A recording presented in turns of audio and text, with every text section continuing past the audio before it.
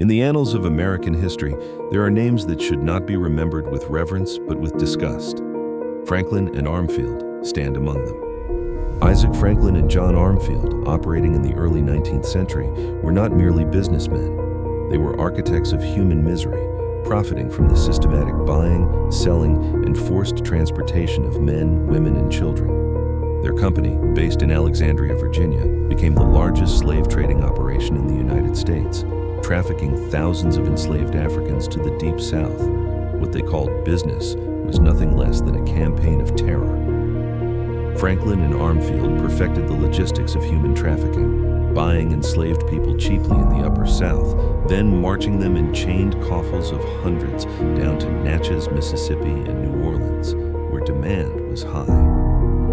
Picture the roads, lined with human beings shackled together, forced to walk hundreds of miles under armed guard. They were fed like livestock, inspected like cattle, and sold with calculated cruelty. Franklin and Armfield turned misery into an industry, becoming extraordinarily wealthy while tearing apart countless African families forever.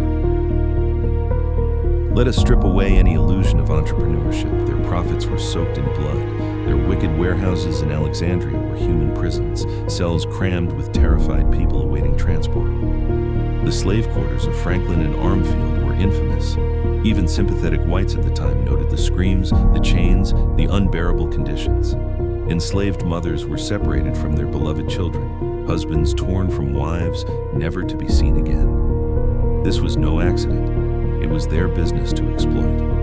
And yet, American society tolerated them. Worse, it rewarded them. They lived as gentlemen, mingled with the powerful, and enjoyed the luxuries of their ill-gotten wealth.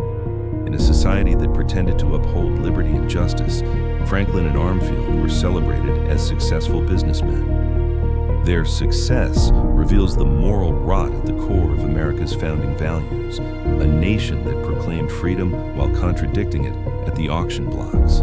Franklin, in particular, epitomized hypocrisy and cruelty. Historical records show that even after he retired from the trade, he continued to exploit enslaved labor on his plantations, cementing his fortune on the backs of African suffering.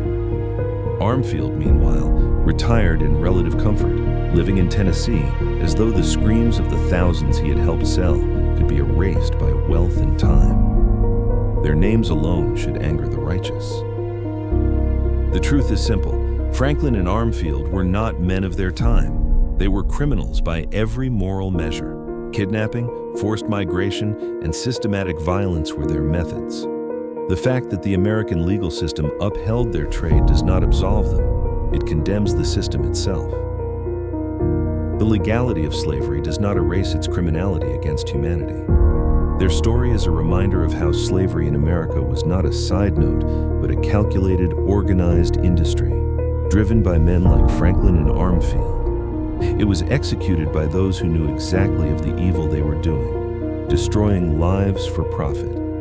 Their empire of pain helped fuel the cotton economy, enriching not only themselves, but the entire structure of American capitalism. Franklin and Armfield's legacy must not be hidden beneath the dust of archives. It should be dragged into the light, exposed for the brutality it represents. Every fortune they amassed was a fortune stolen. Every brick of their mansions was mortared with human tears.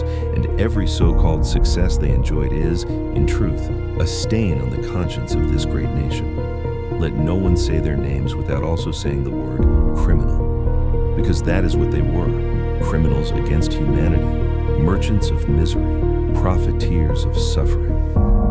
Franklin and Armfield symbolize the truth America still wrestles with, that its wealth, its expansion, and its so-called greatness were built on chains, blood, and the calculated cruelty of men who should have been judged not as businessmen, but as wicked colonial monsters.